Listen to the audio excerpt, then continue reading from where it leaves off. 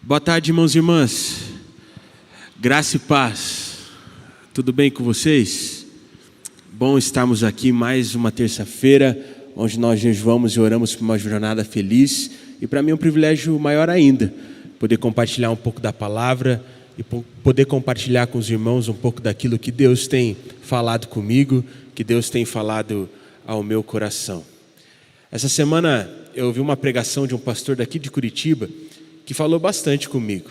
Eu achei aquela mensagem muito interessante, porque o pastor estava dizendo sobre como muitas vezes as pessoas tendem a espiritualizar problemas que não são espirituais. E aí ele começou a contar de um caso de uma irmã da igreja dele, que ela sempre tomava decisões que eram muito erradas, e quando ela começava a colher as consequências disso, ela costumava dizer que estava em uma batalha espiritual. E ele diz que ele lembra muito bem de um dia em que ele estava de manhã na igreja, tendo um tempo de oração, e aquela irmãzinha bateu na porta. Ela falou: pastor, eu preciso muito da sua ajuda agora. Sabe por quê, pastor? Porque eu estou sofrendo um ataque do inimigo. Eu não sei o que está acontecendo na minha vida, mas parece que tudo ficou de cabeça para baixo. O meu casamento está indo de mal a pior. Eu não consigo me comunicar com meu marido, a gente só briga, as coisas não estão indo bem. A parte financeira, então, pastor, nem se fala. Sabe aquela oferta de emprego que eu tive e acabei saindo do meu outro antigo? Não está dando certo. Eu não estou ganhando como eu esperava. Eu não estou conseguindo bater as metas. A coisa não está nada bem. Para ser bem sincero, pastor, eu estou devendo muito dinheiro no banco. E sabe o que é pior? Agora as coisas estão acontecendo com os meus filhos. Eu tento ser uma mãe querida, uma mãe que ama, uma mãe que apoia, mas os meus filhos, eles estão indo para caminhos que não são bons. Pastor, eu não sei o que fazer, porque com certeza eu estou sob o ataque do inimigo. Naquele momento o pastor olhou para aquela ovelha e, como ele conhecia ela, ele começou a perceber de que muito provavelmente aquela irmã não estava passando por uma batalha espiritual e nem estava sofrendo ataques do inimigo. Ela só estava colhendo as consequências das escolhas que ela tinha feito. Por isso, naquele momento, ele sentiu que o Espírito Santo estava falando com ele e que ele precisava falar aquilo para aquela mulher. Então ele olhou para ela com toda a calma e disse o seguinte: olha, irmã, eu não quero te escandalizar, eu não quero te entristecer, mas isso que você está vivendo não é um ataque do inimigo. Isso é simplesmente consequência das suas escolhas. Naquele momento ele achou que a mulher ia ficar muito brava, que ela ia partir para cima dele ou falar algum absurdo. Mas sabe o que aconteceu com ela? Ela começou a chorar. E naquele momento, ao invés de falar palavras fortes para o pastor, ela começou a falar palavras fortes para Deus. Porque ela começou a se arrepender de tudo aquilo que ela tinha feito. Ela começou a se arrepender das escolhas que ela tinha feito e se arrepender das decisões que Deus tinha pedido para que ela tomasse, mas até aquele momento ela não tinha tomado. Sabe o que aconteceu naquele momento? Aquela mulher começou a buscar Deus. E alguns meses depois, o casamento dela foi transformado, a vida financeira dela foi transformada, os filhos dela começaram a ser transformados, não porque ela parou de sofrer ataques do inimigo, mas tudo porque ela entendeu que ela precisava tomar as suas decisões, baseadas na presença de Jesus. Muitas vezes, meus irmãos, o que nós estamos vivendo não é uma batalha espiritual. Muitas vezes o que nós estamos vivendo é simplesmente consequência daquilo que a gente decidiu fazer, ou também é simplesmente uma consequência das decisões que nós deixamos de tomar. Sabe aquela coisinha que Deus está te pedindo para fazer faz tempo e você não faz? Muitas vezes pela sua falta de obediência que as coisas estão difíceis na sua vida. Sabe aquelas coisas que Deus tem te pedido para começar a fazer para ontem e você vai deixando para depois? Muitas vezes essas coisas se tornam motivos dos nossos tropeços. Muitas vezes a gente fica só esperando as coisas acontecerem da parte de Deus. Mas sabe o que nós devemos fazer, além de esperar que Deus venha agir nas nossas vidas? Buscarmos a presença dEle. Porque é justamente quando nós esperamos na presença do Senhor por um direcionamento e obedecemos esses direcionamentos, é que a nossa vida é transformada. É justamente sobre isso que eu quero falar com você nessa tarde. Mais em específico, eu quero falar com você sobre o encontro que Jesus teve com o paralítico lá em João 5. e sobre a importância de esperarmos na presença de Deus para que Ele possa transformar a nossa situação. Por isso, nesse momento, se você puder e quiser, eu te convido a abrir a sua Bíblia no Evangelho de João, capítulo de número 5. Nós vamos ler do verso de número 1 ao verso de número 15. João, capítulo de número 15, verso de número 1 ao verso de número 15. Eu vou ler a palavra na tradução NVI. Eu espero que os irmãos consigam acompanhar essa leitura junto comigo, onde a palavra do Senhor diz assim para nós: algum tempo depois, Jesus subiu a Jerusalém para uma festa dos judeus. Há em Jerusalém, perto da Porta das Ovelhas, um tanque que aramaico é chamado de Betesda, tendo 5 estradas em volta. Ali costumava ficar grande número de pessoas doentes e inválidas, cegos, mancos e paralíticos. Eles esperavam um movimento nas águas. De vez em quando descia um anjo do Senhor e agitava as águas. O primeiro que entrasse no tanque, depois de agitadas as águas, era curado de qualquer doença que tivesse. Um dos que estavam ali era paralítico, fazia 38 anos. Quando o viu deitado e soube que ele vivia naquele estado durante tanto tempo, Jesus lhe perguntou: você quer ser curado? Disse o paralítico: Senhor, não tenho ninguém que me ajude a entrar no tanque quando a água é agitada. Enquanto estou tentando entrar, outro chega antes de mim. Então Jesus lhe disse: levante-se, pegue a sua maca e ande. E imediatamente o homem ficou curado, pegou a maca e começou a andar. Isso aconteceu no sábado, e por essa razão os judeus disseram ao homem que havia sido curado: hoje é sábado, não é permitido a você carregar a maca. Mas ele respondeu: o homem que me curou me disse: pegue a sua maca e ande. Então lhe perguntaram: quem é esse homem que mandou você pegar a maca e andar? O homem que fora curado não tinha ideia de quem era ele, pois Jesus havia desaparecido no meio da multidão. Mais tarde, Jesus o encontrou no templo e lhe disse: olhe, você está curado. Não volte a pecar, para que algo pior não aconteça a você. O homem foi contar aos judeus que fora Jesus que o tinha curado. Vamos orar mais uma vez? Feche seus olhos e abaixe sua cabeça. Senhor Deus Pai, nós te agradecemos pela sua palavra, nós te agradecemos por tudo aquilo que o Senhor tem feito, mas de forma especial nós queremos te agradecer pela sua presença nesse lugar. Por isso, nesse momento nós te pedimos para que o Senhor venha quebrantar o nosso coração. Te pedimos para que o Senhor venha falar conosco, para que o Senhor venha mostrar quais são as escolhas que precisamos fazer, mas mais do que isso, para que possamos permanecer na sua presença em todo o tempo a partir desse culto. E para que o Senhor venha fazer uma boa obra em nós. Esse é o nosso pedido, essa é a nossa oração, em nome de Jesus, amém. Irmãos, eu acredito que através dessa passagem que a gente acabou de ler, a gente pode aprender 3 coisas.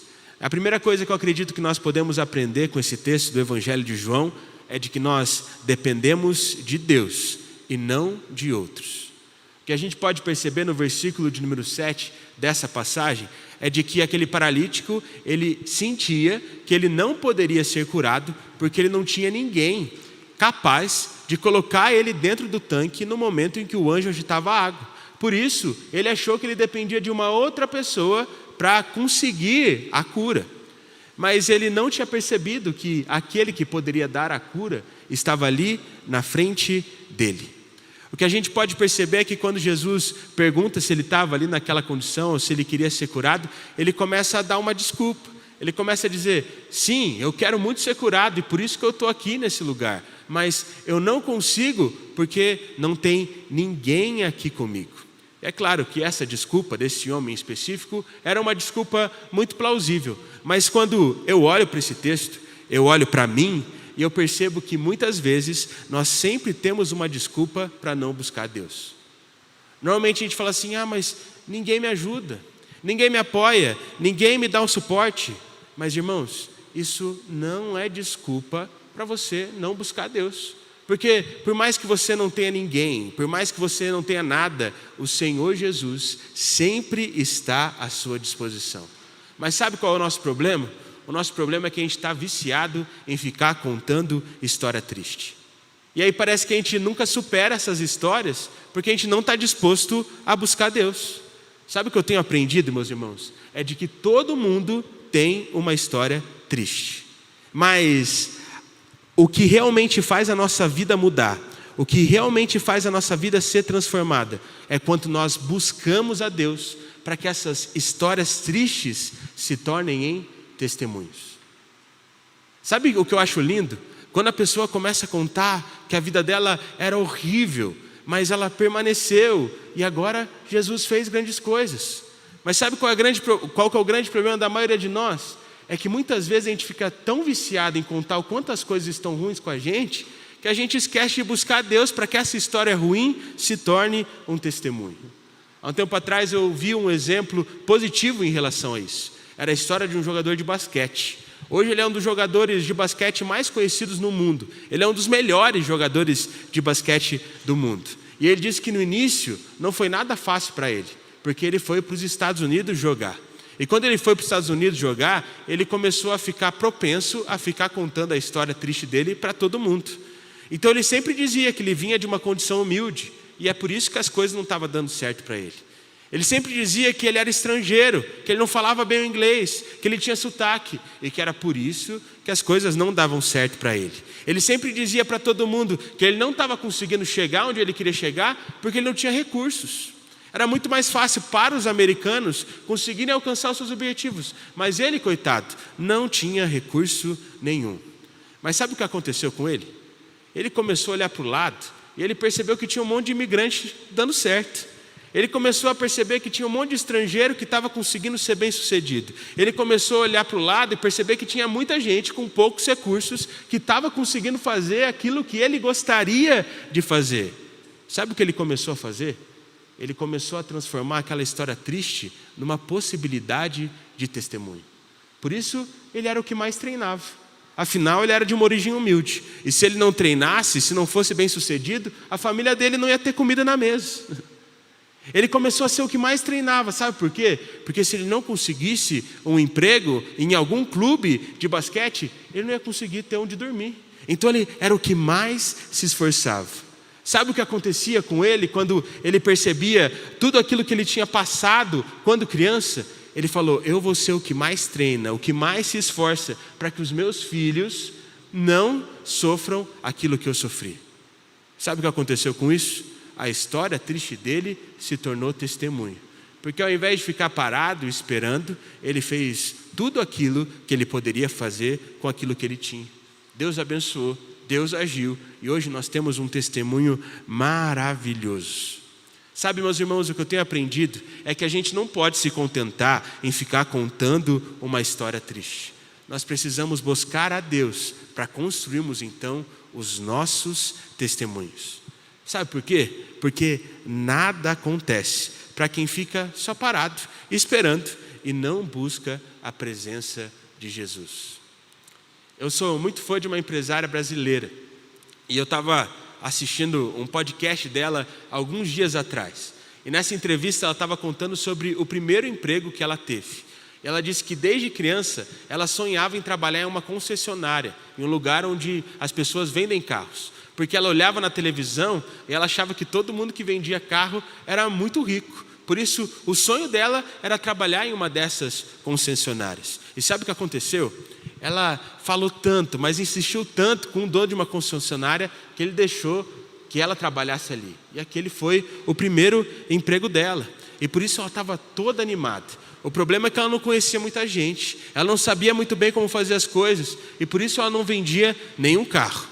E logo ela pensou: vixe, meu chefe vai ficar bravo comigo, por isso eu preciso me mexer. E aí ela começou a fazer muitas coisas mesmo.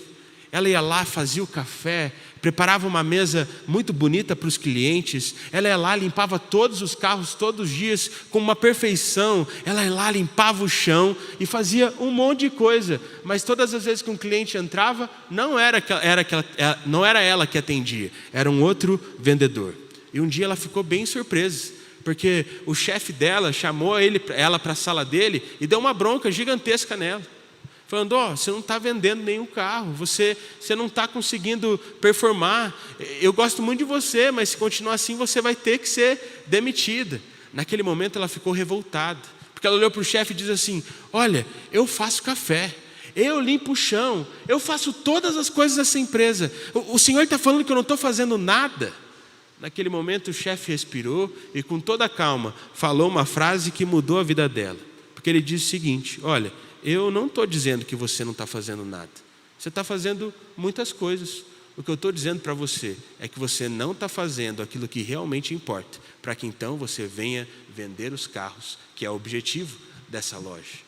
Naquele momento aquela mulher entendeu. Ela entendeu que ficar parada esperando não ia adiantar nada. Mas ela percebeu também que fazer muitas coisas não ia levar a nada também. Ela precisava fazer aquilo que realmente importa. Muitas vezes as pessoas vivem nessa dualidade. Ou elas não fazem nada, esperando que Deus faça algo, ou elas estão fazendo tantas coisas que elas se esquecem daquilo que realmente importa: a presença de Deus. O que eu tenho percebido, meus irmãos, é que ultimamente, como sociedade, como humanidade, a gente está fazendo muita coisa. A gente está sendo muito performático. Querendo ou não, a gente está tendo muitos resultados por nós mesmos, mas nós esquecemos daquilo que realmente importa: a presença de Deus. Por isso a gente está fazendo um monte de coisa esperando que algo aconteça. Mas sabe o que Deus está esperando? Que a gente não faça nada, só que na presença dEle, buscando Ele em primeiro lugar, para que Ele venha fazer através de nós. Porque nós não dependemos dos outros, nós dependemos de Deus. Isso nos leva à segunda coisa que nós podemos aprender com esse texto. Nós não precisamos nos recorrer a outras coisas quando nós temos Jesus. Na verdade, deixa eu consertar meu português aqui. Nós não devemos correr para outras coisas quando nós já temos Jesus à nossa disposição. Sabe o que eu acho muito interessante nesse texto? É que quando Jesus pergunta para aquele homem se ele queria ser curado, ele diz que não tinha ninguém para levar ele até o tanque. Eu não estou dizendo aqui que aquele homem não tinha conhecimento, porque realmente ele não sabia quem era Jesus. Mas o Salvador da humanidade, o Messias, aquele que é capaz de operar todas as coisas, estava na frente dele. E ao invés dele falar, sim, me cura, ele começou a dizer que ele não tinha possibilidade para ser curado. E pode parecer um absurdo que eu vou dizer aqui para vocês, mas muitas vezes a gente faz a mesma coisa.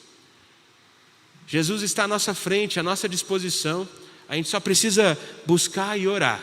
Mas ao invés disso, a gente fica reclamando porque nos falta recursos, nos falta um plano, nos falta uma estratégia.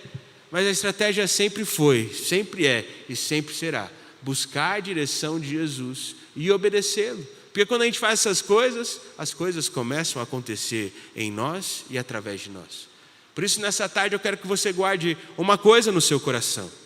Não é sobre você ter o plano perfeito, mas é sobre você ter a consciência da presença de Jesus em você. E que Ele vai estar dentro de você e com você, por onde você andar. Por isso, tudo que você precisa ser é forte e corajoso. A gente consegue perceber muito isso na vida de Abraão. Em específico, na diferença entre Abraão e o seu sobrinho Ló. O que eu acho muito bonito da história de Abraão é que ele decidiu abandonar tudo para viver a partir daquilo que Deus tinha para ele. E quando ele abandonou tudo, o que aconteceu? Ele não tinha nada. Mas sabe o que ele tinha? A presença de Deus. Por isso, onde ele passava, ele obedecia, permanecia e Deus fazia. E sabe o que foi acontecendo? Ele começou a ficar próspero. Mas próspero mesmo. Ele começou a se tornar um homem muito rico, um homem muito influente. Inclusive o seu sobrinho Ló, que andava junto com ele. Mas começou a ter alguns problemas. Porque os dois tinham tantas coisas, os dois tinham tantas posses, que os funcionários dos dois começaram a entrar em conflito. Por isso, Abraão sentiu a direção de Deus de que os dois deveriam se separar. Eu acho muito interessante a forma como o Abraão aborda isso para o seu sobrinho. Porque ele olha para Ló e diz o seguinte: Ló, olha o que está acontecendo aí com os nossos funcionários. Eles estão se desentendendo. A gente cresceu demais, a gente se tornou muito próspero. Nesse momento é melhor a gente se separar. Por isso, faz o seguinte, Ló. Olha para a direita e olhe para a esquerda. Escolhe qual a terra que você quer. Se você quiser ir para a direita, eu vou para a esquerda. Se você quiser ir para a esquerda, eu vou para a direita. Eu não me importo. Eu só quero permanecer tendo esse relacionamento com você. Estranho, não é? Abraão, o tio, aquele que conduziu o caminho, ele devia escolher qual que era o lado mais próspero. Mas não. Com humildade, ele pediu para Ló escolher. E sabe o que Ló fez, já que era muito esperto? Ele olhou para a direita, olhou para a esquerda e viu qual que era a terra mais próspera. Aquela que dava mais frutos, aqueles que todos os homens queriam ter. E escolheu essa terra. Obrigou Abraão a ir para outra. Final da história, a gente já sabe. No final, Ló perdeu tudo. Mas Abraão, mesmo ficando com a terra que era pior, conseguiu ser muito próspero. Sabe por que tudo isso? Porque Abraão sabia que não era sobre os recursos da terra. Abraão sabia que sempre foi e sempre será pela presença de Deus. Ele sabia que mesmo se sobrasse para ele só um cantinho de terra, ele ia obedecer ao Senhor e ele ia prosperar. Ele ia obedecer ao Senhor e as coisas iam acontecer. Por mais que não acontecesse, ele ia permanecer alegre, porque a presença de Deus estava com ele.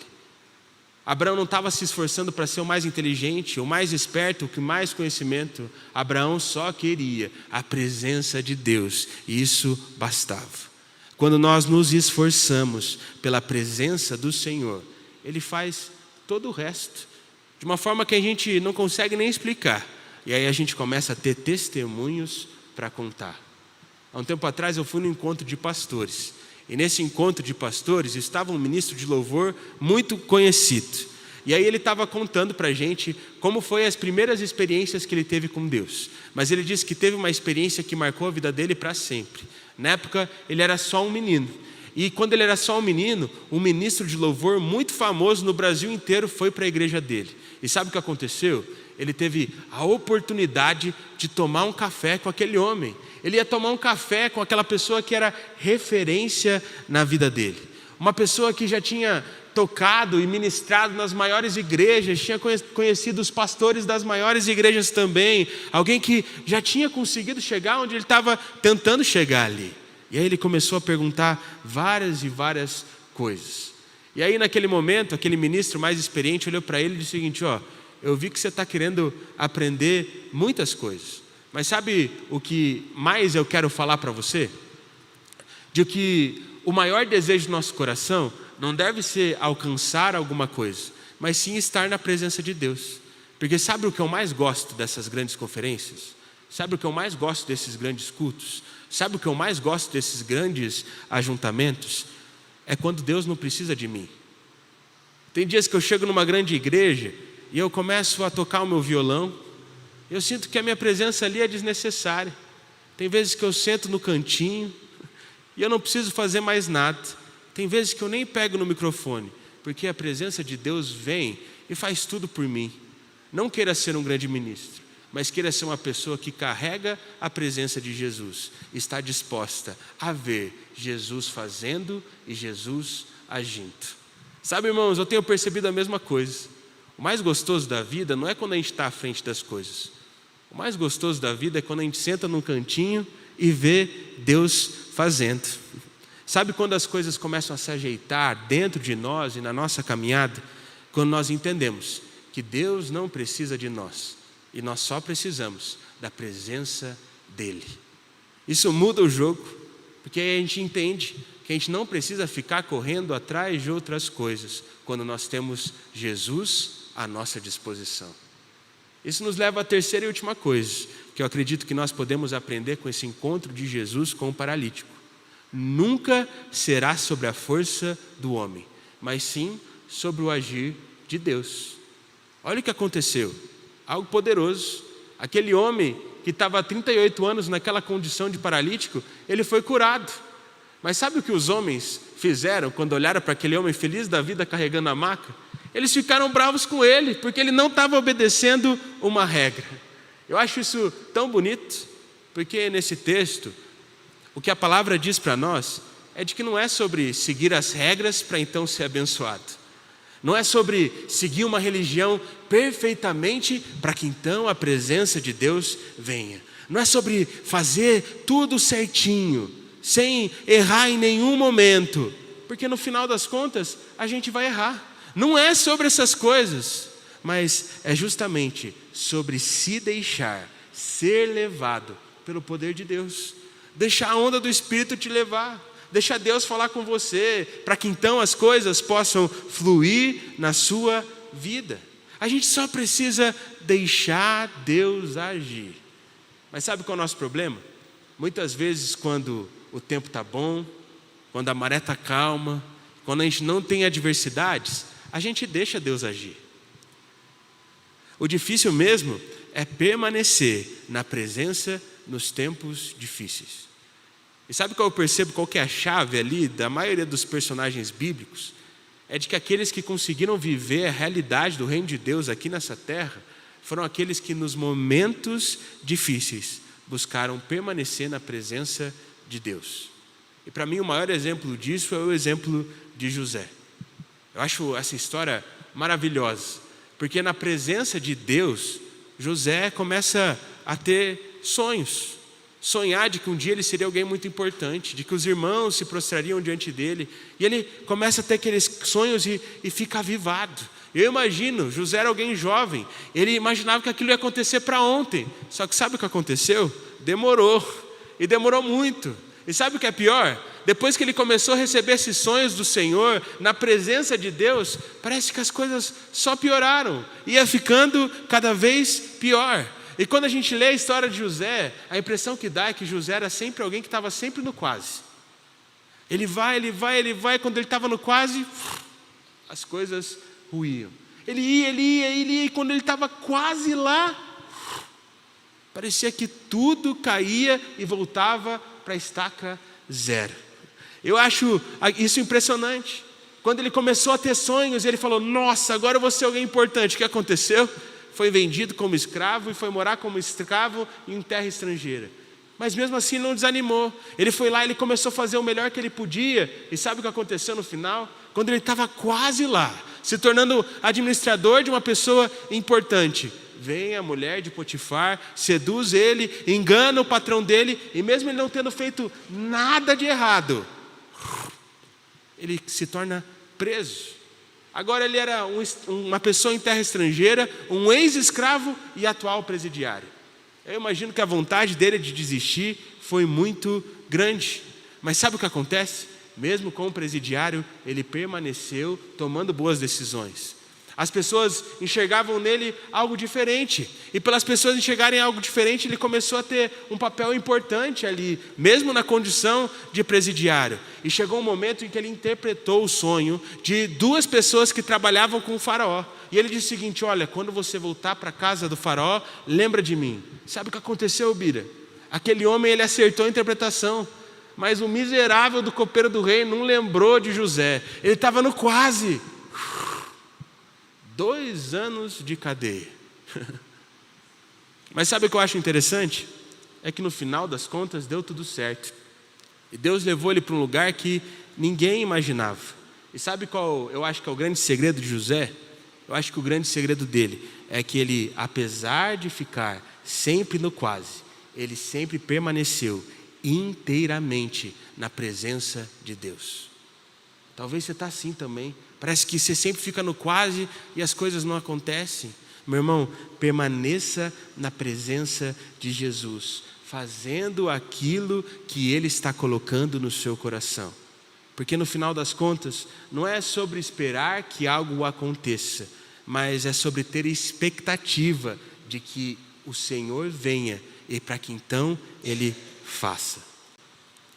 Há um tempo atrás, eu estava ouvindo uma história de um outro ministro de louvor. Na verdade, ele é pastor de adoração em uma igreja lá de Londrina. E aí ele conta que todo ano, nessa igreja, eles têm o costume de fazer uma viagem para o sertão. E de que o pastor leva toda a equipe pastoral.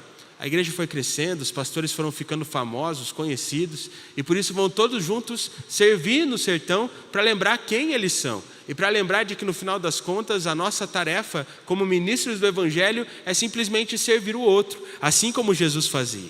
Só que muitas vezes ele ia para essa viagem no sertão, sim, não querendo, sabe? E aí teve um momento nessa viagem em que ele estava muito cansado. Eles iam fazer cultos nas praças todos os dias. E naquele dia eles iam visitar uma vizinhança que era muito distante. E tudo que ele queria era encontrar uma sombra com água fresca. Ele nem queria pegar o violão dele, muito menos participar de um culto. O problema é que quando ele desceu do ônibus, um senhorzinho olhou para ele e disse: eu sabia que um dia você ia vir aqui. Sabe por quê? Porque um dia eu te vi na internet e eu sabia que um dia você ia tocar na minha igreja. Naquele momento, aquele homem todo cansado pegou o case junto com o violão e foi visitar a igreja daquele homem. E sabe qual era a igreja dele? O fundo da casa dele, num quintal bem simples, não tinha nada. E aí aquele ministro de louvor todo famoso olhou para o céu e falou: Deus, o que você está querendo que eu aprenda aqui? Naquele momento aquele homem começou o culto. E sabe qual era o culto? O culto era ele e aquele homem com o violão. E quando ele começou a orar, ele falou: nossa, desculpa, eu esqueci de preparar o púlpito. Sabe qual era o púlpito? Uma carteira velha. E naquele momento ele pegou uma cruz de madeira que ele mesmo tinha feito, muito simples, e colocou atrás dele. E aí ele disse: esse hoje é o nosso altar de adoração. Naquele momento aquele homem começou a ficar constrangido. E ele disse que quando ele começou a tocar os acordes naquele violão e cantar aquelas músicas, algo novo aconteceu. E aí naquele momento, aquele homem muito simples começou a pregar. E ele começou a dizer para aquele homem o seguinte: olha, essa aqui é a minha igreja. Ela é muito simples. Tem dias que eu faço cultos e vem 5 pessoas. Eu fico feliz da vida porque a minha igreja fica cheia. Mas tem dias que só sou eu. Tem dias que nem a minha esposa que mora junto comigo quer vir para cá. Mas eu não me importo. Porque por mais que não tenham pessoas, por mais que a minha igreja não seja tão sofisticada, e por mais que eu não tenha tantos seguidores quanto você tem, eu não me importo. Sabe por quê? Porque mesmo não tendo pessoas comigo em todos os cultos, eu sei que o Senhor está comigo em todos. Naquele momento, aquele ministro de louvor, ele entendeu qual era o segredo da alegria daquele homem. Ele entendeu que o segredo da alegria daquele homem era que ele não esperava por nada, além da presença de Deus. A presença de Deus bastava. E por isso todos os problemas eram resolvidos. Porque ao invés de buscar em outras coisas e permanecer firme em outras coisas, ele simplesmente buscou ao Senhor. Irmãos, eu amo essa passagem. Aquele homem por 38 anos ficou esperando algo acontecer. Só que na verdade o que mudou a vida dele não foi esperar por algo acontecer, mas foi entender de que ele estava diante da presença do Salvador. Quando ele entendeu aquilo e disse que queria ser curado, ele foi curado, teve a sua vida transformada, porque é isso que acontece quando a gente tem um encontro com Jesus. Por isso que eu quero dizer para você nessa tarde você não está sozinho. Talvez você não tenha os recursos, talvez você não tenha estratégia, talvez você não tenha um plano, mas você tem a presença de Jesus, e isso basta. E Ele nunca vai se esquecer de você. Prometo que eu estou acabando. Posso contar uma última história? Sei que vocês já devem estar enjoados já devem estar cansados. Mas essa última história falou muito ao meu coração. Eu costumo mandar orações para algumas pessoas. Antes eu tinha uma lista de oração em que eu enviava uma oração por dia da semana e Deus me pediu para que eu parasse com isso, porque no final das contas eu estava querendo ser produtivo demais no meu tempo de oração e eu vi que não estava dando certo. Mas todas as vezes no finalzinho do momento de oração eu peço assim: Deus, me revela 3 pessoas para que eu possa mandar uma oração e para que eu possa citar um versículo bíblico para elas, para que elas possam ser renovadas e fortalecidas. Eu lembro que teve uma vez que Deus sussurrou um nome no meu ouvido e eu não queria mandar oração para aquela pessoa. Sabe por quê? Porque eu mandava mensagem para ela e ela nem me respondia. Eu falava para fazer uma visita e ela falava com os irmãos que ninguém estava se dispondo a visitar ela. Para ser bem sincero, irmãos, eu estava bravo com aquela irmã. E eu falei: não, Deus, sussurra outro. Mas ele continuou sussurrando o mesmo nome. Sabe o que eu fiz? Naquele momento eu mandei uma oração para ela, de acordo com o que está escrito lá em 2 Coríntios 4, do 16 ao 18. Não deu nem 3 minutos e aquela mulher me respondeu. Ela disse: pastor, eu precisava da sua oração. Sabe por quê? Porque eu achei que todo mundo tinha esquecido. A minha família me abandonou, os meus amigos me abandonaram, a minha família abandonou. Mas sabe de uma coisa, pastor?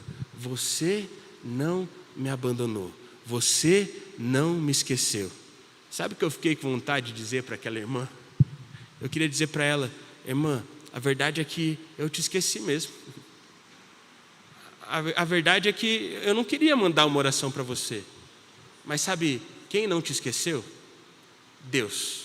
E Ele nunca esquecerá. Por isso, permaneça buscando a presença dEle. Talvez nesse dia, nessa tarde, você está com alguma questão que você não sabe para onde ir, você não sabe para quem levar, você não sabe quem vai ter recurso suficiente ou possibilidades para te ajudar, mas eu sei, esse é o Senhor Deus. Por isso, nesse momento, eu te convido a fechar o seu olho, baixar a sua cabeça. E se você sentiu isso, que tem alguma questão da sua vida, que ninguém quer te ajudar, que você se sente sozinho, que parece que você não tem recursos suficientes, eu quero que você estenda as suas mãos assim para frente, como se você fosse receber algo do Senhor, porque eu quero orar por você nessa tarde. E eu creio que o Senhor fará maravilhas, se você simplesmente depender da presença dEle. Senhor Jesus, eu te agradeço, ó Pai. Eu te agradeço por essa tarde, eu te agradeço por esse culto, eu te agradeço porque o Senhor tem feito grandes coisas no nosso meio. Mas em especial, Pai, eu quero te agradecer porque o Senhor falou com algumas pessoas aqui nessa tarde.